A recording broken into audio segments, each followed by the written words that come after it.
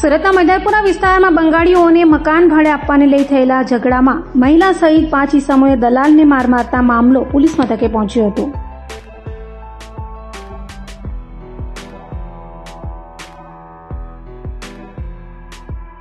સુરતના મૈદરપુરા વિસ્તારમાં આવેલ રૂડનાટપુરામાં મકાન બંગાળીઓને ભાડે આપવાને લઈ હંગામો થયો હતો, જેમાં પાડોશી મહિલા સહિત 5 ઇસમોએ દલાલને માર માર્યો હતો, જેને લઈ દલાલની આંગળીમાં ફ્રેક્ચર થયું હતું.